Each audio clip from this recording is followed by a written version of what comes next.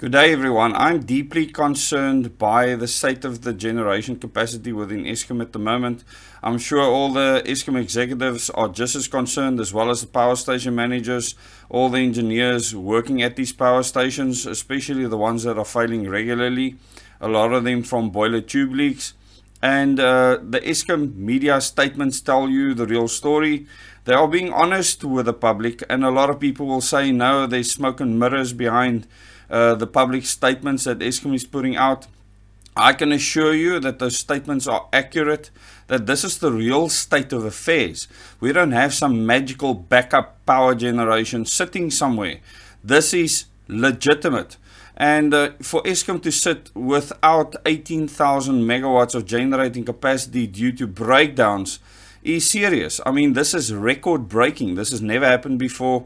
We've gone to stage 6 load shedding now on an ongoing basis until things improve, and I hope they improve soon, because our economy cannot sustain stage 6 load shedding. Most devices can cope with stage 4, but stage 6, it will break the economy. If the country continues with stage 6 load shedding throughout this year, it cannot sustain itself. It's not possible for businesses to do business like this, and most people don't have the finances to put the equipment in place, like solar panels at their homes or businesses, to overcome stage 6 load shedding. But this is not the problem. The problem is this is what's happening now.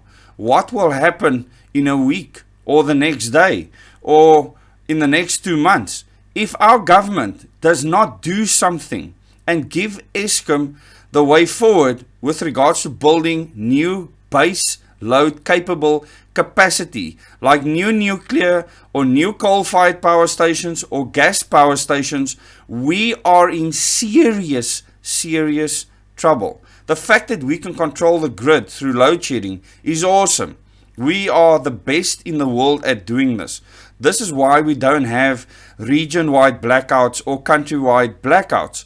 But when the grid starts to diminish to such a level that the loss of one unit can destabilize it, this is serious.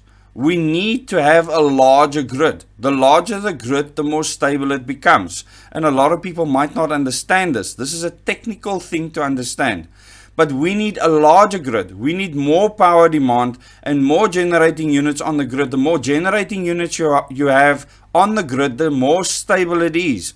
And if you lose a unit such as Koeberg Nuclear Power Station, which is over 900 megawatts, on a small grid, it can have a huge impact.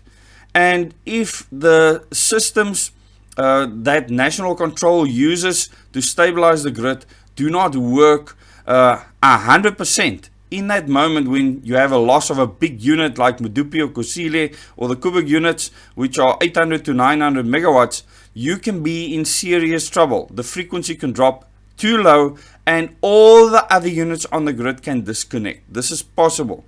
So we need to make sure that the grid is built up as much as possible, as fast as possible. And I hope that the people at the coal-fired power stations can do their bit to get these Eskom units back online as fast as possible. And you need to prepare for decades of this problem. Decades. If the government don't change what they are doing, they show no intent of changing their current course.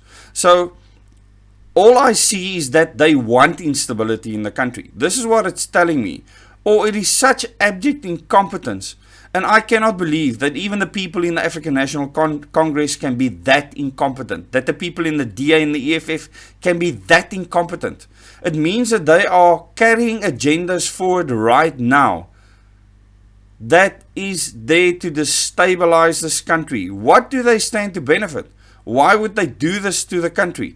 And the people of South Africa need to start realizing that if this governance system isn't changed very soon, that you will have nothing left to love, protect, etc. And I want to leave you with that. Please share this video with your friends and family.